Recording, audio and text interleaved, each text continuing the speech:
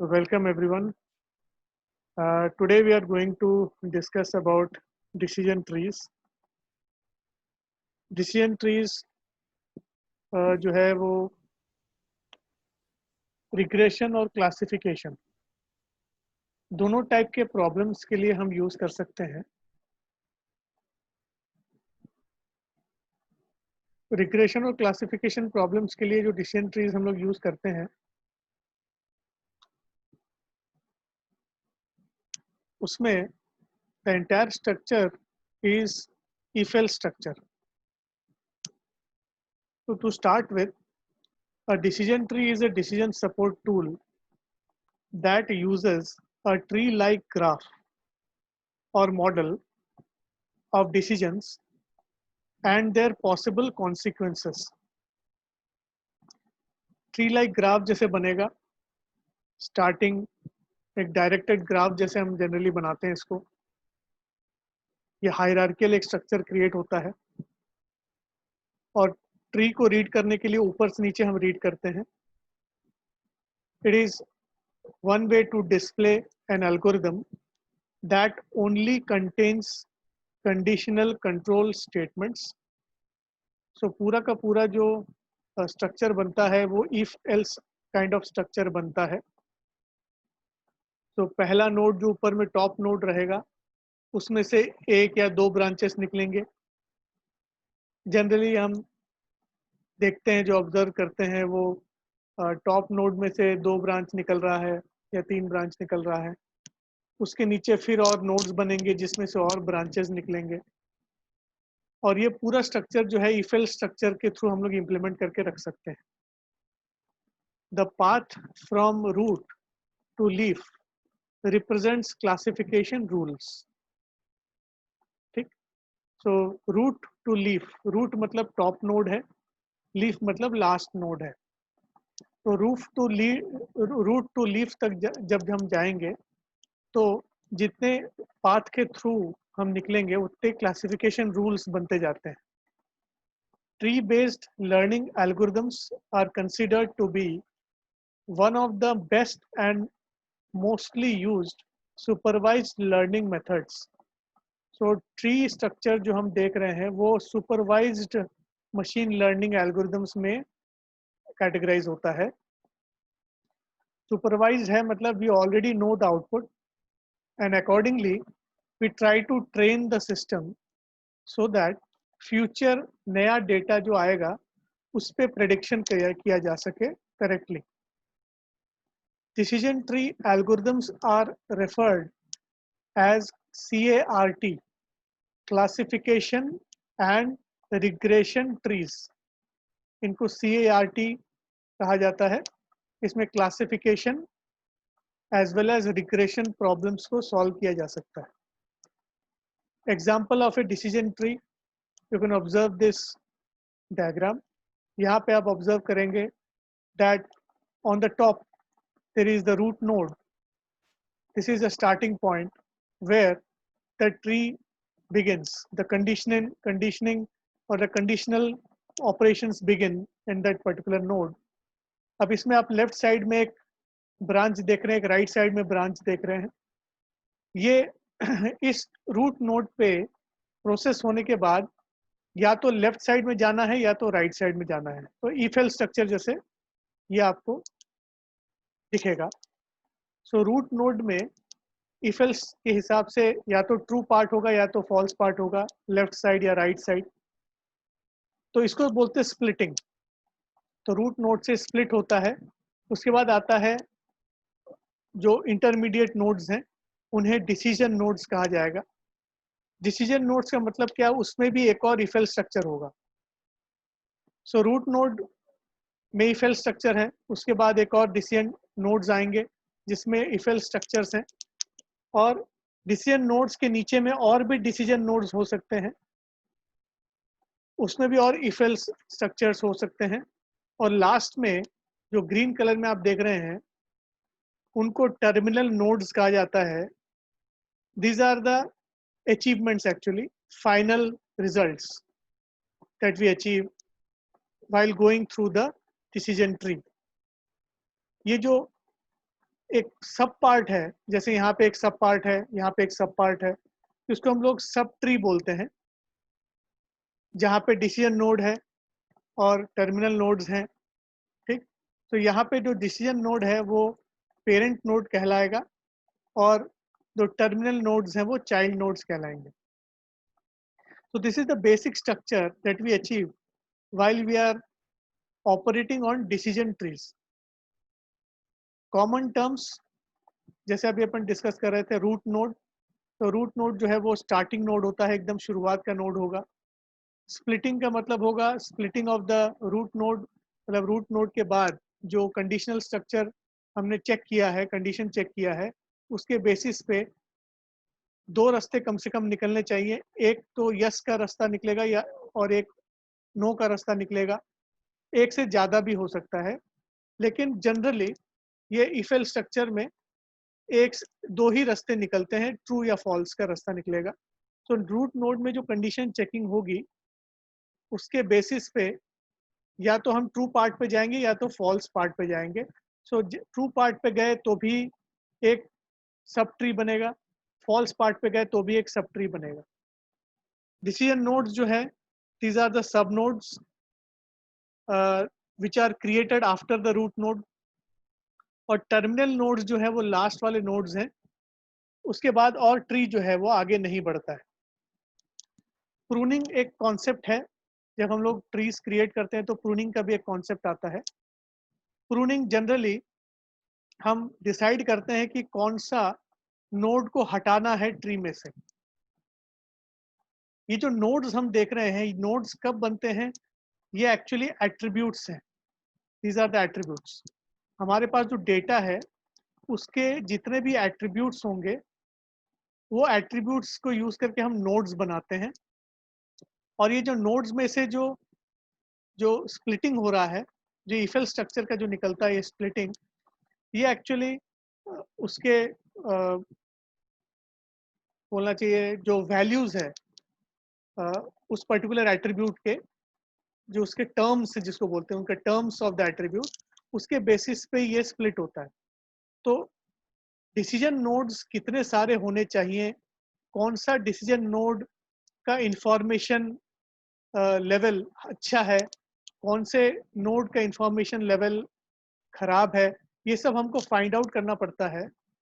उसमें से हम ये पता लगाते हैं जिस भी नोड का इंफॉर्मेशन लेवल 0 के पास है, मतलब it is not contributing towards further decision making, तो उस नोड को हम डिलीट कर देते हैं, मतलब प्रून कर देते हैं। So pruning is actually the taking of a decision to remove the nodes और सब नोड्स फ्रॉम ए ट्री। तो ये हमारा एक एक फॉर्मूला के थ्रू एम्पेरिकली हम इसको करते हैं। We will see that later. Branch और सब ट्री जो है, जैसे एक छोटा सा ट्री, आपके ट्री एक मेन ट्री के अंदर में डिसीजन नोड टर्मिनल नोड मिला के जो सब ट्रीज बन रहे हैं उनको सब ट्रीज बोलेंगे। पेरेंट एंड चाइल्ड जो है वो जो डिसीजन नोड है उसके नीचे जितने भी नोड्स बनेंगे वो पेरेंट नोड जो है वो डिसीजन नोड बनेगा, उसके नीचे आने वाले उसके चाइल्ड नोड्स रहेंगे। So let's see how to build a decision tree using two बोलना चाहिए metrics, ठीक, two calculations. One is information gain and another is entropy. So what is entropy?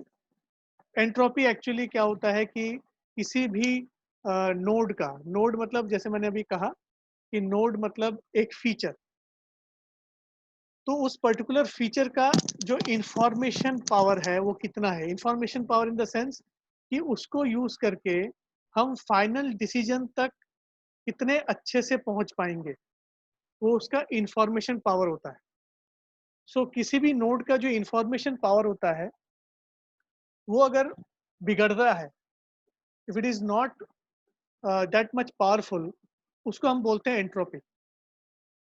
So entropy को अगर वर्ड्स में कहा जाए तो it is a measure of disorder और a measure of impurity of information. वो इम्प्यूरिटी ऑफ इंफॉर्मेशन रिप्रेजेंट करता है एंट्रोपी। सो नेचुरली जिस भी नोड में एंट्रोपी ज़्यादा है, इससे मतलब उसमें इम्प्योरिटी ऑफ इंफॉर्मेशन बहुत ज़्यादा है। अगर इम्प्योरिटी ऑफ इंफॉर्मेशन ज़्यादा है, इसका मतलब उस नोड को हमें फर्दर प्रोसेस करना पड़ेगा। अगर बहुत ज़्यादा अगर एंट्रोपी है, तो वो नोड यूज़लेस हो जाएगा। ये डिसीजन मेकिंग का काम है कि एंट्रोपी के बेसिस पे डिसीजन लेना पड़ता है। फिलहाल एंट्रोपी का मैथमेटिकल फॉर्मूला ये है, E capital E represents entropy and bracket के अंदर जो एस लिखा हुआ है, दिस इज द एट्रीब्यूट, जिस एट्रीब्यूट के ऊपर या नोड जिसका हम एंट्रोपी निकाल रहे हैं। Entropy is the summation of negation minus pi, this is probability log 2 pi। probability of I का मतलब क्या हो गया, probability of a particular label।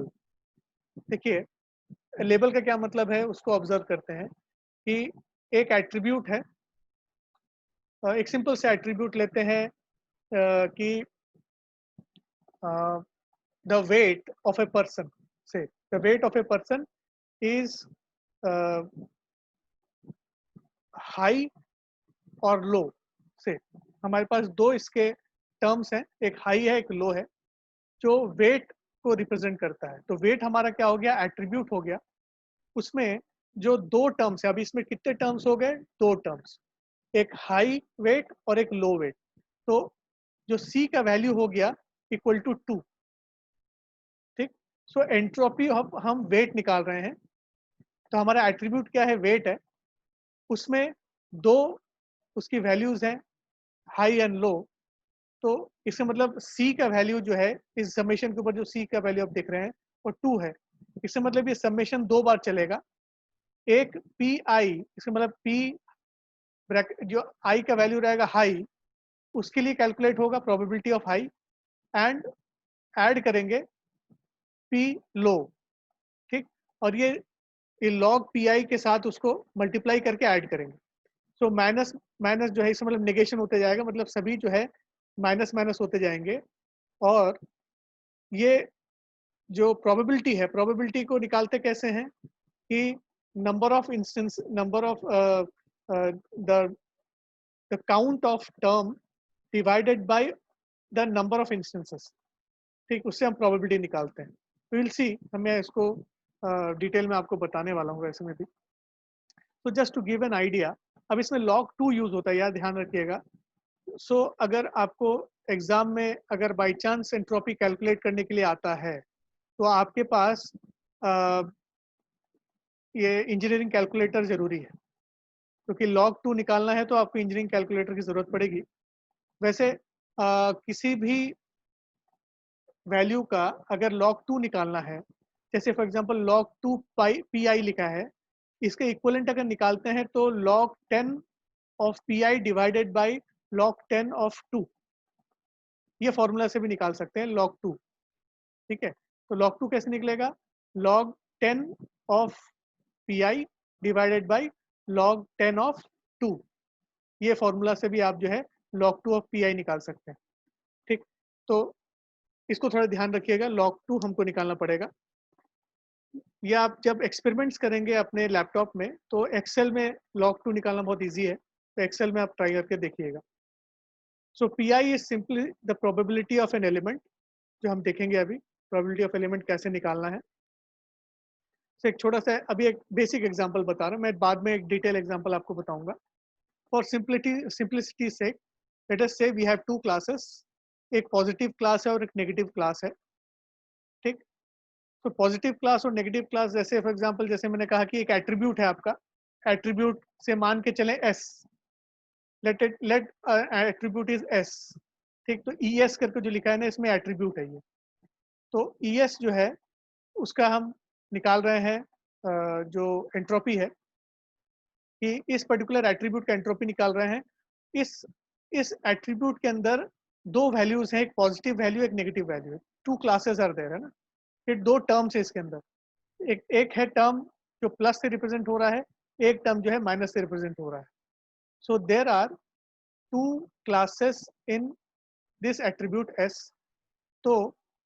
So if there are total 100 observation points, 100 अगर मेरे पास डेटा पॉइंट्स हैं, ऑब्जर्वेशन पॉइंट्स हैं, आउट ऑफ विच हमने ऑब्जर्व किया कि 30 belong to positive class and 70 belong to negative class. ठीक, तो 30 ऑब्जर्वेशन जो है वो पॉजिटिव क्लास को बिलोंग कर रहे हैं और 70 ऑब्जर्वेशन जो हैं वो नेगेटिव क्लास को बिलोंग कर रहे हैं। सो प्रोबेबिलिटी ऑफ पॉजिटिव कितना निकलेगा? प्रोबेबिलिटी ऑफ पॉजिटिव जिसको p प्लस के अगर रिप्रेजेंट करते हैं तो probability of positive is 30 divided 30 are the positive observations divided by 100 total number of observations। ये प्रोबेबिलिटी ऐसे ही निकालते हैं। सो अगर मुझे पॉजिटिव ऑब्जर्वेशंस का प्रोबेबिलिटी निकालना है तो पॉजिटिव ऑब्जर्वेशंस कितने हैं? 30, टोटल ऑब्जर्वेशंस कितने हैं? 100। So it will be 30 divided by 100, it is equal to 3/10। तो ये प्रोबेबिलिटी हो गया आपका of positive class values. Similarly negative class values को अगर निकालना है, पी नेगेटिव को अगर निकालना है तो how many observations we have in positive class? 70 observations. Total number of observations are 100, so the probability of negative class is 70 divided by 100, so that is equal to 7/10। तो यहाँ पे 7/10 आपको दिख रहा है। So the entropy will be calculated. अब इस formula के हिसाब से पॉजिटिव मतलब p positive log 2 positive minus p negative log 2 negative वो आएगा। This is positive log 2 positive, this is negative log 2 negative. Probability of positive log 2 positive and probability of negative log 2 of negative. ठीक, सो ये पूरे के पूरे को हम लोग जो है समेशन करेंगे। देखिए माइनस साइन लगा हुआ है तो यहाँ पे भी माइनस साइन लगेगा, यहाँ पे भी माइनस साइन लगेगा। तो इसके कारण ये जो रिजल्टेंट हमको मिलेगा 0.88 मिला है। This is the entropy value. ठीक, सो जो एंट्रोपी वैल्यू हमको मिला है 0.88, इसको हम हाई मानते हैं बिकॉज जनरली ऑब्जर्व किया गया है कि entropy values range from 0 to 1. They can go beyond 1, but generally the entropy values start from 0 and at 1. जहाँ पे 0 is considered to be zero entropy मतलब no entropy, and 1 is considered to be high entropy, very very high entropy. So अगर entropy high है, जैसे ये 0.88 है, it is closer to 1। इसका मतलब इसमें जो इम्प्यूरिटी ऑफ इंफॉर्मेशन बहुत ज़्यादा है, इम्प्यूरिटी ऑफ इंफॉर्मेशन बहुत ज़्यादा है, इसको लेके डिसीजन मेकिंग नहीं कर सकते।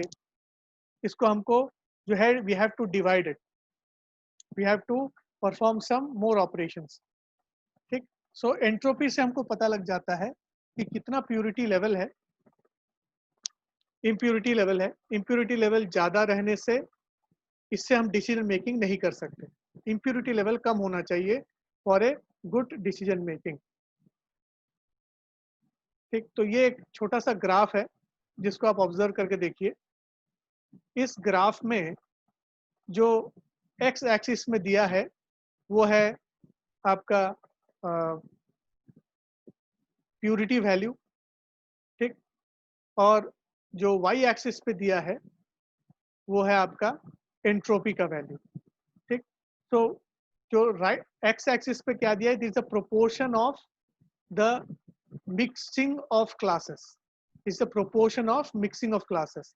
तो यहाँ पे आप देखेंगे इस पर्टिकुलर जगह पे माइनस क्लास के डेटा है, इस जगह पे माइनस क्लास का डेटा ज़्यादा है, प्लस क्लास के डेटा 2 ही है, कम है। इस जगह पे आप देखेंगे प्लस और माइनस दोनों क्लास के डेटा जो है मिक्सड अप है, ऑलमोस्ट इक्वल है। यहाँ पे जो है थोड़ा सा प्लस ज़्यादा है, माइनस कम है। यहाँ पे प्लस बहुत ज़्यादा है, माइनस बहुत कम है, और यहाँ पे सिर्फ प्लस क्लास के ही डेटा है। तो यहाँ पे आप क्या देख रहे हैं, इस पर्टिकुलर जगह पे सिर्फ नेगेटिव क्लास का ही डेटा है और इस जगह पे सिर्फ पॉजिटिव क्लास का ही डेटा है। So here the purity of information is very high, जिसमें नेगेटिव क्लास का ही मतलब यहाँ पे अगर आप प्रेडिक्ट करने का कोशिश करें डेटा को, तो आप 100% श्योर होके कह सकते हैं कि यहाँ अगर डेटा आएगा तो वो नेगेटिव क्लास को ही बिलोंग करेगा। सिमिलरली इस जगह पे भी the purity of information is very high, मतलब इम्प्यूरिटी बहुत ही कम है, क्योंकि दूसरे क्लास का कोई डेटा ही नहीं है, तो मिक्सचर है ही नहीं, तो इम्प्यूरिटी इज नेग्लिजिबल। इसके कारण इस जगह का इंफॉर्मेशन जो है गेन बहुत अच्छा है, कि अगर यहाँ पे डेटा पॉइंट्स अगर प्लॉट करेंगे तो डेफिनेटली वो पॉजिटिव क्लास को ही बिलोंग करेंगे। लेकिन इस जगह को ऑब्जर्व करें जो पीक में जो दिया हुआ है, जहाँ पे एंट्रोपी 1 है, ये देखिए एंट्रोपी यहाँ पे 1 है। यहाँ पे जब ऑब्जर्व करेंगे कि यहाँ पे जो ऑब्जर्वेशन जो डेटा का है वो मिक्सड अप है, ऑलमोस्ट 50-50 है। सो यहाँ पे आप हमेशा कंफ्यूज रहेंगे कि अगर यहाँ पे कोई डेटा पॉइंट्स अगर प्लॉट होते हैं तो वो चांसेस रहेंगे कि 50% वो नेगेटिव के होंगे, 50% पॉजिटिव के होंगे। कंफर्म होके आप कह नहीं सकते कौन से क्लास को बिलोंग करेगा। So there is full confusion here.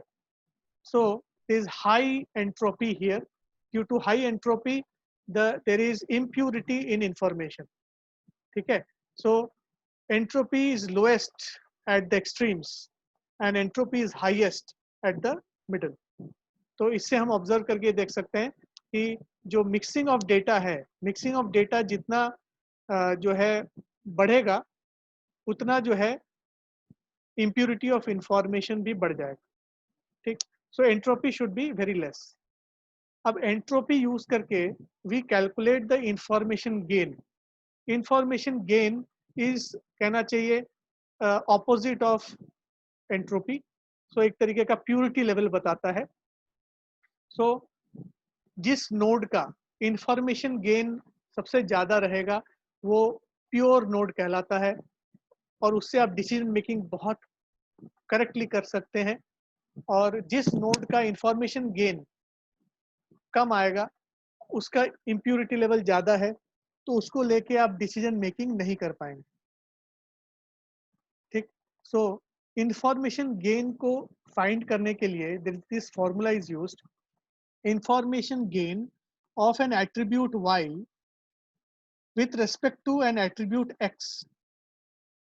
ठीक, सो इंफॉर्मेशन गेन का क्या मतलब हुआ कि x जो है, जो एट्रीब्यूट x है, how much it is contributing to the information gain of y।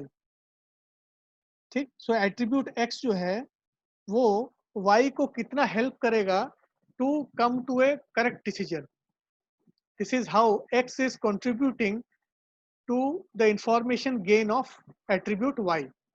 तो उसको कैलकुलेट करने के लिए हम कैसे करते हैं, it is equal to entropy of y। ठीक, entropy of y minus entropy of y given x। x के कारण y में कितना इम्प्यूरिटी आ रहा है उसको हम माइनस कर देंगे फ्रॉम y में कितना इम्प्यूरिटी है उससे। इससे हमको इंफॉर्मेशन गेन मिल जाता है। ठीक, so information gain will help us to find out कि कितना जो हमारा y एट्रीब्यूट है वो कितना ज़्यादा प्योर है। We simply subtract the entropy of y given x from the entropy of just y to calculate the reduction of uncertainty about y given an additional piece of information x about y। So y को help करने के लिए x अगर हम use कर रहे हैं तो will it be giving a good support to y or not, ये हम इंफॉर्मेशन गेन y, x से निकालते हैं। The greater the reduction in this uncertainty, the more information gain is achieved by y from x। ठीक, सो ये जितना ज़्यादा ये इम्प्यूरिटी इसमें ज़्यादा होगी, ठीक, ये इम्प्यूरिटी इसमें ज़्यादा होगी तो आपका ओवरऑल इंफॉर्मेशन गेन भी कम हो जाएगा। ठीक, सो इंफॉर्मेशन गेन से हम ये नोड का प्यूरिटी का पता लगाते हैं। सो अब आप डिटेल एग्जांपल के थ्रू इसको समझते हैं। तो let us consider this tabulated data. यहाँ पे कॉलम 1 में पर्सन्स के नंबर्स दिए हुए हैं। सो देर आर 14 ऑब्जर्वेशंस, ठीक, टोटल 14 ऑब्जर्वेशंस हैं। एट्रीब्यूट्स क्या क्या है इसको ऑब्जर्व करते हैं। एट्रीब्यूट्स हैं credit rating, police record, liability. इसमें से हम लायबिलिटी को जो है येलो मार्क करके रखे हैं। क्रेडिट रेटिंग को ऑब्जर्व करें, इसमें एक्सेलेंट, गुड और पुअर ये इसके लेबल्स हैं, ठीक है। सो ध्यान रखिएगा, ये है एट्रीब्यूट। क्रेडिट रेटिंग जो है एक एट्रीब्यूट है। क्रेडिट रेटिंग एक एट्रीब्यूट है। इसमें जो इसके लेबल्स हैं एक्सेलेंट, गुड और poor, these are the labels of this attribute credit rating. Police record का एट्रीब्यूट देखिए, police record is another attribute, एक और डायमेंशन है। और उसके ऑब्जर्व करिए क्या क्या उसके लेबल्स हैं। एक नो दिख रहा है और एक यस, इसमें सिर्फ दो लेबल्स हैं, यस एंड नो, ठीक है। ये जो हम देख रहे हैं excellent, good, poor, yes, no, इससे जो है these are actually conditional checking statements. Actually ये कंडीशनल चेकिंग के लिए है। अगर क्रेडिट रेटिंग एक्सेलेंट है तो क्या, अगर क्रेडिट रेटिंग गुड है तो फिर क्या, अगर क्रेडिट रेटिंग पुअर है तो क्या। सो इफ एल्स वाले स्टेटमेंट्स आते हैं इसमें, ठीक। इसमें 3 इफ एल्स स्टेटमेंट्स आ जाएंगे, ठीक। वैसे ही पुलिस रिकॉर्ड, पुलिस रिकॉर्ड अगर है, यस है तो क्या, अगर नहीं है तो क्या, if it is no then what, ठीक। फिर लायबिलिटी करके आप ऑब्जर्व करें, एक और ये एट्रीब्यूट है। इसमें भी लेबल्स हैं, नॉर्मल, हाई। इसमें दो ही एट्रीब्यूट्स हैं, नॉर्मल एंड हाई। अब एक इंपॉर्टेंट चीज करना पड़ता है कि टेबुलेटेड डेटा जो हमको मिलता है उसका अगर डिसीजन ट्री बनाना है तो हमको सबसे पहले टारगेट एट्रीब्यूट को आइडेंटिफाई करना पड़ता है। टारगेट एट्रीब्यूट, ठीक। सो टारगेट एट्रीब्यूट क्या है। टारगेट एट्रीब्यूट वो एट्रीब्यूट है जिससे कि हम डिसीजन मेकिंग करने वाले हैं। हम डिसाइड करने वाले हैं कि करना क्या है। सो नया डेटा अगर आएगा तो किस बेसिस पे हम डिसाइड करेंगे कि क्या करना क्या है, वो टारगेट एट्रीब्यूट पे डिपेंड करता है। So in this particular example, liability जो येलो कलर में हमने यहाँ पे मार्क करके रखा है, this is liability, this is the target attribute. ये टारगेट एट्रीब्यूट है। इसके मतलब फाइनल रिजल्ट जो हमारा डिसीजन ट्री का निकल के आएगा, that will be either liability is normal और लायबिलिटी इज हाई, क्योंकि इसमें दो ही लेबल्स हैं, normal and high. So the final output of our decision tree will be either the person has this person, क्योंकि persons के हम लोग ने जो है ऑब्जर्वेशन लेकर रखा है। So a particular person has high liability और नॉर्मल लाइबिलिटी, ये आउटपुट है। This is the output that we have to achieve, ठीक। So this is how we identify. देखिए डेटा को आइडेंटिफाई करना बहुत जरूरी है, तभी जाके एक प्रॉपर डिसीजन ट्री हम बना पाएंगे, ठीक। So the target variable is liability, which has two values, normal and high. We only have two features called credit rating and police record, ठीक। तो दो फीचर्स हैं और एक टारगेट एट्रीब्यूट है, ठीक है। वैसे तो है सभी एट्रीब्यूट्स, लेकिन इनमें से लाइबिलिटी हो गया टारगेट एट्रीब्यूट, क्रेडिट रेटिंग और पुलिस रिकॉर्ड बन गया फीचर्स जिसके ऊपर डिसीजन मेकिंग करना है। तो क्रेडिट रेटिंग और पुलिस रिकॉर्ड के दोनों का कॉम्बिनेशन के बेसिस पे हमको पता लगाना है कि लायबिलिटी नॉर्मल होगा कि हाई होगा। सो जैसे ये ट्रेनिंग सक्सेसफुल हो जाएगा तो नया कोई इंफॉर्मेशन अगर आता है, मतलब 15th जैसे 14 ऑब्जर्वेशन है, 15th एक ऑब्जर्वेशन आता है जिसमें क्रेडिट रेटिंग और पुलिस रिकॉर्ड सिर्फ दिया हुआ है, लायबिलिटी दिया हुआ नहीं है, तो हम हमारे डिसीजन ट्री के जो बिल्डअप होने के बाद जो स्ट्रक्चर बनेगा, जो एल्गोरिथम लर्न हो जाएगा, the algorithm will learn the structure, उसके बेसिस पे हम उसको नया क्रेडिट रेटिंग और नया पुलिस रिकॉर्ड देंगे जिसके बाद वो लायबिलिटी को प्रेडिक्ट करके बताएगा। So credit rating takes on values excellent, good and poor. 3 values are there. जैसे अभी मैंने कहा कि एक्सीलेंट, गुड और पुअर है, इससे मतलब if credit rating is excellent then what, if credit rating is good then what, if credit rating is poor then liability का क्या होगा। ठीक है, क्योंकि हमको सबको लायबिलिटी के साथ ही कनेक्ट करके देखना है। सो क्रेडिट रेटिंग अगर एक्सेलेंट है तो लायबिलिटी नॉर्मल या हाई है क्या, क्रेडिट रेटिंग अगर गुड है तो लायबिलिटी नॉर्मल या हाई है क्या, अगर क्रेडिट रेटिंग पुअर है तो लायबिलिटी नॉर्मल या हाई है क्या। ये हो गया for credit rating. Police record has 2 values, yes and no. तो पुलिस रिकॉर्ड में भी सेम चीज करेंगे। अगर पुलिस रिकॉर्ड नहीं है, if there is no police record, then liability उसकी हाई है या नॉर्मल है। अगर पुलिस रिकॉर्ड है, यस है, तो लायबिलिटी नॉर्मल है कि हाई है। तो ये इंफॉर्मेशन जो है हमको कैप्चर करना है। तो there are total 14 number of observations. Total कितना ऑब्जर्वेशंस है? 14 ऑब्जर्वेशंस हैं। 7 belong to normal liability class and 7 belong to high, क्योंकि there are only 2 labels in liability attribute. 2 ही लेबल्स हैं, एक हाई है और एक नॉर्मल है।